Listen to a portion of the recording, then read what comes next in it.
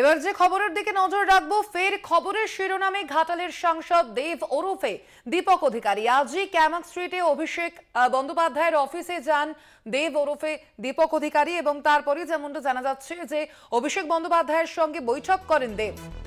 খবরের শিরোনামে ফের ঘাটালের সাংসদ দেব ওরফে দীপক অধিকারী ক্যামাক স্ট্রিটে অভিষেক বন্দ্যোপাধ্যায়ের অফিসে পৌঁছন দেব এবং সেখানে অভিষেক বন্দ্যোপাধ্যায়ের সঙ্গে বৈঠক করেন দেব, এমনটাই জানা যাচ্ছে।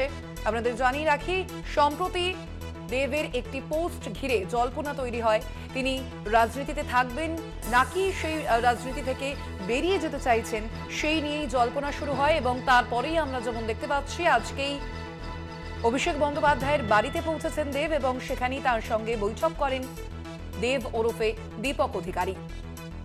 ক্যামাক স্ট্রিটে অভিষেক বন্দ্যোপাধ্যায়ের অফিসে পৌঁছন দেব, তারপরেই সেখানে তার সঙ্গে বৈঠক করেন দেব। ফের খবরের শিরোনামে ঘাটালের সাংসদ দেব। আপনাদের জানিয়ে রাখি, এর আগেই 3টি দফতর থেকে ইস্তফা দিয়েছেন দেব।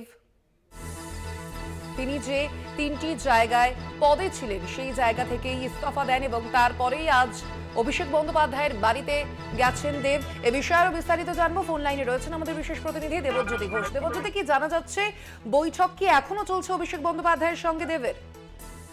দেখো, এই কিছুক্ষণ আগে বৈঠক শেষ হলো এবং এই মুহূর্তে কিন্তু ঘাটালের সাংসদ দেব তিনি বেরিয়ে গেলেন এবং দেখো, সপ্তদশ যে লোকসভা চলছিল সেই লোকসভার আজকেই শেষ দিন। অর্থাৎ সাংসদদের আজকে থেকে তাদের আর কোনো কার্যকালের মেয়াদ থাকছে না।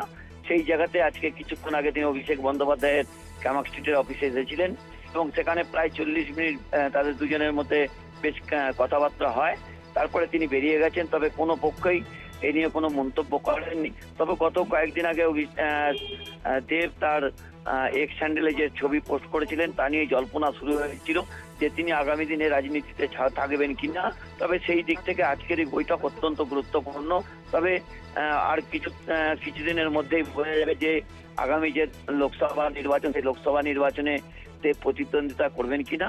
তবে তিনি তার টুইটার হ্যান্ডেলে জানিয়েছিলেন আজ তার সংসদের শেষ দিন এবং সেই ছবি নিয়ে একেবারেই ধন্যবাদ তোমাকে দেবজ্যোতি।